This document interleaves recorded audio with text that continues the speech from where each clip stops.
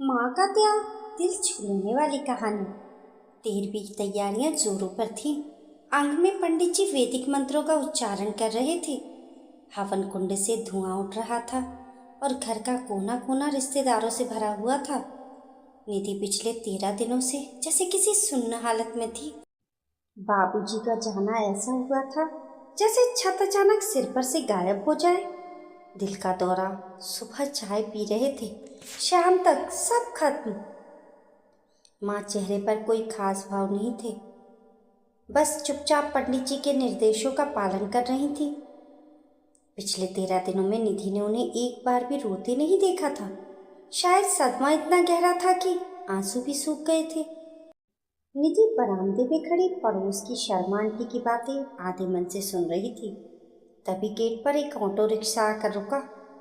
उसमें से एक महिला उतरी, उम्र 55 के आसपास, सादी सूती साड़ी, माथे पर सिंदूर नहीं, बालों में सफ़ेदी। उनके साथ एक लड़का था, जीन्स और हल्की नीली शर्ट पहने, 22-23 साल का होगा।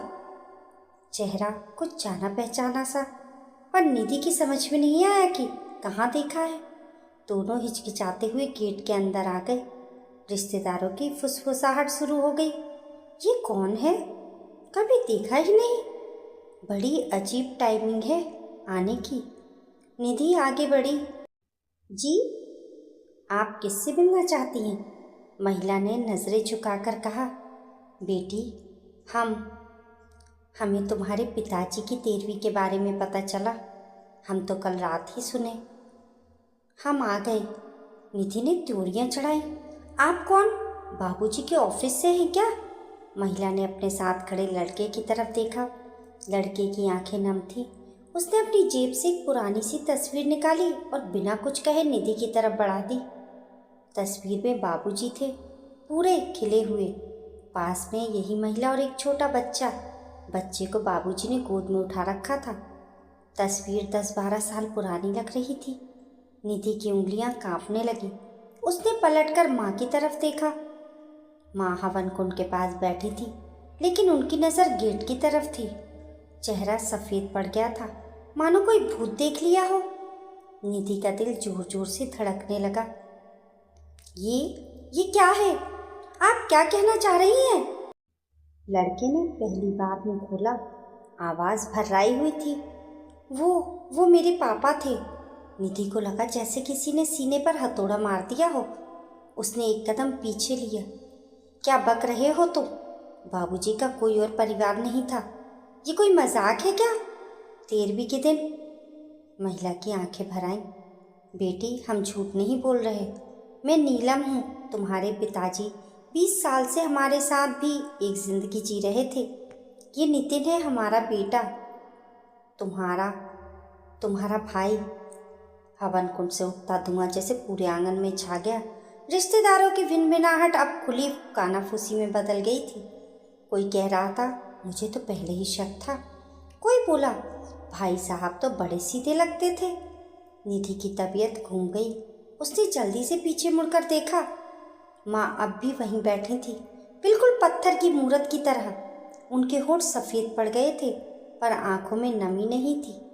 निधि को लगा जैसे सब कुछ चकरा रहा है। उसने तस्वीर लहराई और लगभग चीखते हुए बोली, बाबूजी तो मर गए, आप लोगों को अब क्या चाहिए? पैसे? घर? नाम?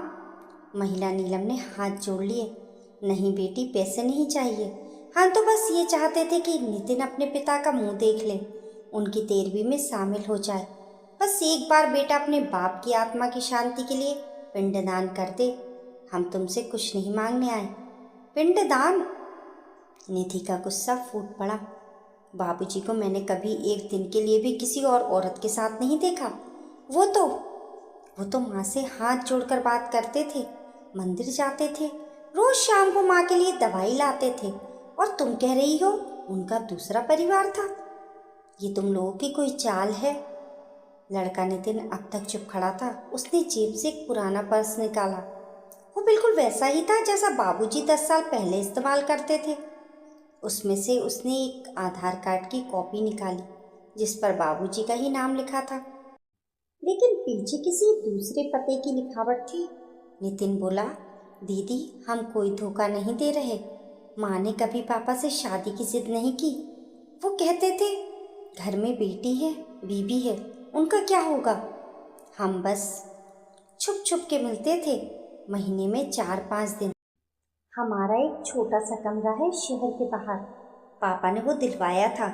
हमने कभी किसी चीज़ का हक नहीं जताया, लेकिन आज हम उनकी आत्मा की शांति के लिए आए हैं। निधि का दिल धक से रह गया।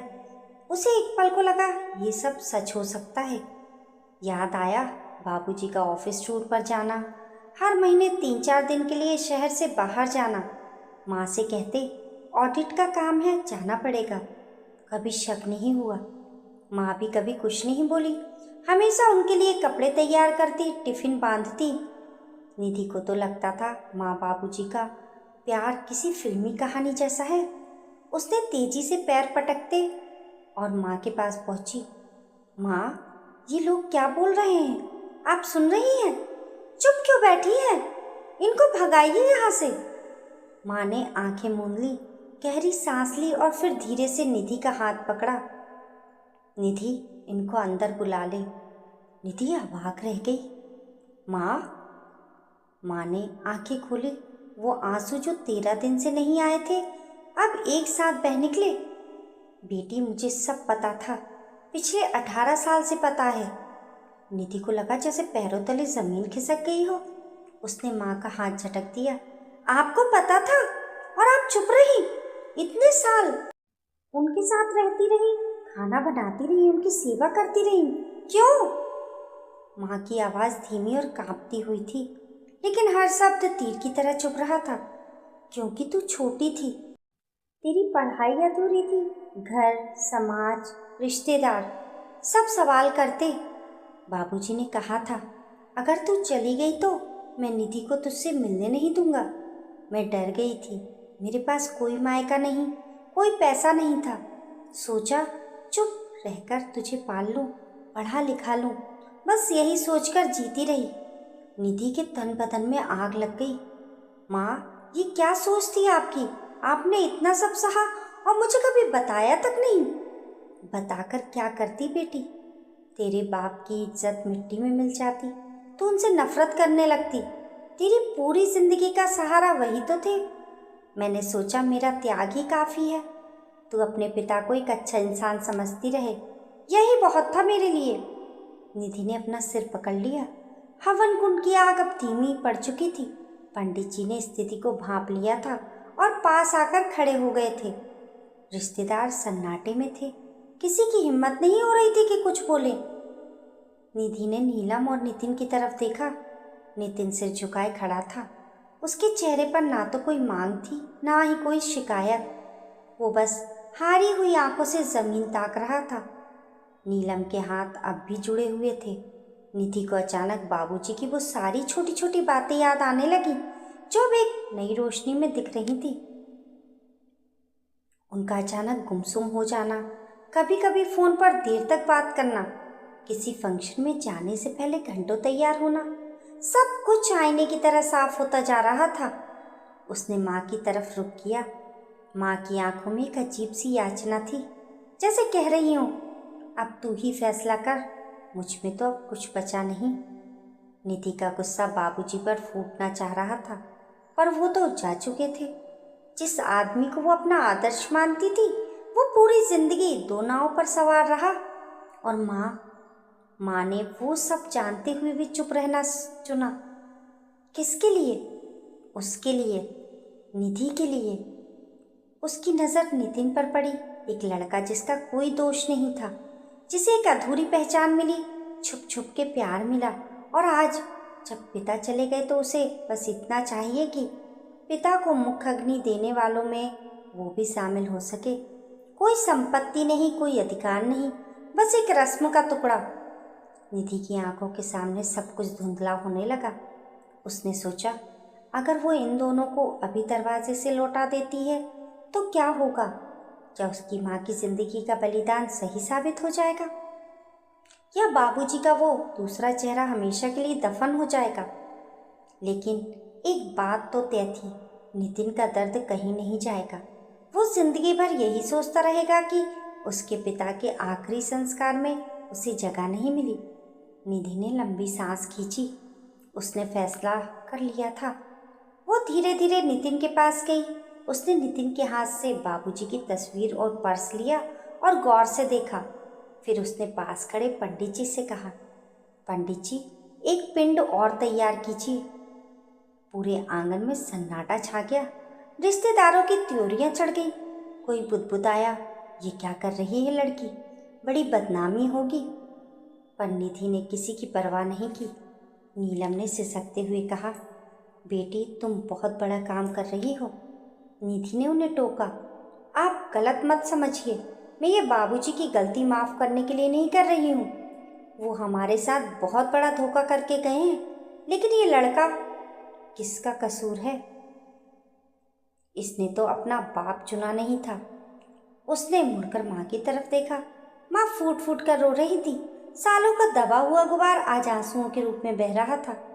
निधि को लगा कि माँ इस फैसले से शायद टूट जाए, लेकिन उनकी आंखों में एक अजीब सी राहत भी तैर रही थी, जैसे कोई बहुत पुराना बोझ उतर गया हो। निधि नितिन के पास आई। नितिन सुन। नितिन ने सिर उठाया, आंखें लाल थी। बाबूजी के बेटे हो तो आज उनका पिंडदान करो, लेकिन याद रखना, इस घर में तुम्हारी हैसियत एक मेहमान जैसी ही रहेगी। माँ ने जो सहा उसका बदला मैं उन्हें ये देकर ही चुका सकती हूँ कि उनकी ज़िंदगी में अब कोई नया तनाव ना आए। मैं तुम्हें भाई मानूं या ना मानूं, ये तो वक्त बताएगा, लेकिन आज तुम्हारा हक है, वो मैं छीनूंगी नहीं। नितिन के मुंह से कोई शब्द नहीं निकला। उसने बस हाथ जोड़ दिए। पंडित जी ने संकोच से पूछा, बेटी, रस्म में उनका नाम जुड़ेगा तो रिश्तेदारों में बातें होंगी। निधि ने जरा ऊंची आवाज में, ताकि सब सुन सके, कहा, बातें तो हो ही रही हैं पंडित जी। सच को छुपाने से कब कोई बात दबी है। जो हुआ सो हुआ। बाबूजी ने जो कमाया उसका फल भुगतना तो हमें ही है। कम से कम इस लड़के पर अन्याय मत कीजिए। नितिन को आगे बढ़ाकर हवन कुंड के पास बिठाया। नीलम पीछे खड़ी रही।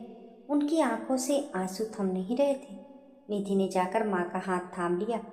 माँ कांप रही थी। निधि ने उन्हें सहारा दिया और धीरे से बोली, माँ, आज के बाद कोई चुप्पी नहीं, कोई बोझ नहीं। जो हुआ उसे भूल तो नहीं सकती, पर अब और ढोने की ज़रूरत नहीं। आपने मेरे लिए जो किया, मैं ज़िंदगी भर आपकी कर्जदार रहूँगी, लेकिन आज मैंने जो किया वो आपकी ही परवरिश का असर है। आपने मुझे इंसान बनाया है।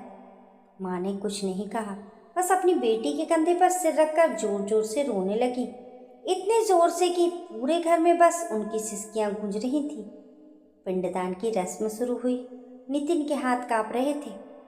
निधि ने देखा, उसकी उंगलियां बिल्कुल बाबूजी की तरह थी, आंखों की पुतलियां भी वैसी ही। एक अजीब सी टीस के साथ उसे एहसास हुआ कि सामने उसका अपना खून बैठा है, जिसे वो कभी जान नहीं पाई, जिसका कोई कसूर नहीं था। जब सब रस्में खत्म हुई तो रिश्तेदारों ने बुड़बुड़ाते हुए विदा लेनी शुरू कर दी। नीलम और नितिन भी चलने को हुए तो निधि ने उन्हें रोक लिया। सुनो, उसने नितिन से कहा, आज तो जाओ, पर अपना नंबर देकर जाना। मैं कुछ वादे नहीं कर सकती, लेकिन ये भी नहीं चाहती कि तुम्हें लगे कि तुम बिल्कुल अकेले हो। कम से कम हम एक दूसरे की खबर तो रख ही सकते हैं। नितिन की आंखें फिर से भर आई। दीदी, मैंने तो आज पापा को खोया और एक दीदी पाली। मुझे बस इतना ही चाहिए था। निधि ने उसके सिर पर हाथ रखा। माँ ये सब दूर से देख रही थी। उनके चेहरे पर ना जाने कैसी अभिव्यक्ति थी, दर्द, त्याग और शायद थोड़ी सी स्वीकारोक्ति। शाम ढल रही थी। सूरज की आखिरी किरणें आंगन पर पड़ रही थी। हवन कुंड की राख ठंडी हो चुकी थी। निधि ने माँ के पास जाकर कहा, चलो माँ, अब घर के अंदर चलते हैं। माँ ने उसका चेहरा दोनों हाथों से पकड़ा। आवाज़ बहुत भारी थी, बेटी, तुझे पता है मैं आज सबसे ज़्यादा इस बात से टूटी हूँ कि तेरे बाबूजी जैसा इंसान को मैं आज तक पहचान ही नहीं पाई थी। लेकिन तूने आज जो साहस दिखाया, उससे मुझे अपने आप पर थोड़ा गर्व भी हुआ। मेरी बेटी, मुझे बहुत बड़ी निकली। निधि ने माँ को गले लगा लिया। बड़ी नहीं माँ, बस आपके बलिदान का कर्ज उतारने की कोशिश की है। आप प्लीज रोइए मत। दोनों एक दूसरे से लिपटकर बहुत देर तक रोती रहीं। बाहर नितिन और नीलम जाने के लिए मुड़े तो निधि की नजर उन पर पड़ी। उसने हाथ का इशारा किया, जल्दी मिलेंगे।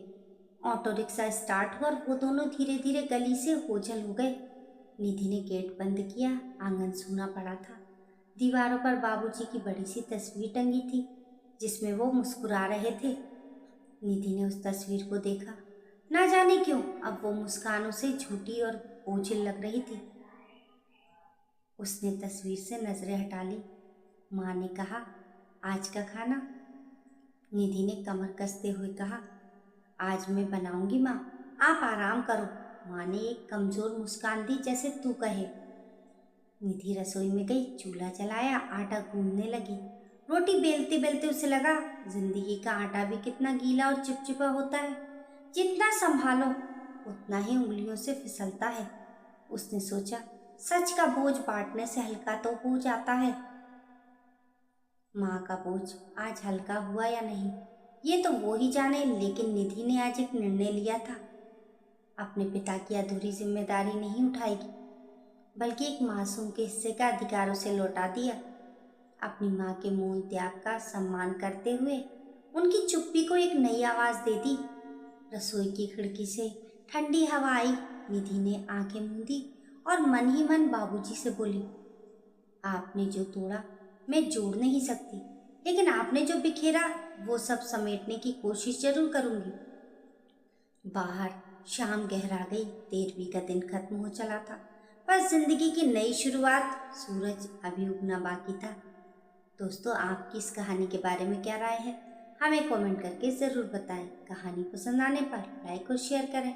ऐसी ही अच्छी अच्छी कहानियों के लिए चैनल को सब्सक्राइब करना ना भूलें। मिलते हैं फिर एक नई कहानी के साथ। तब तक के लिए नमस्कार।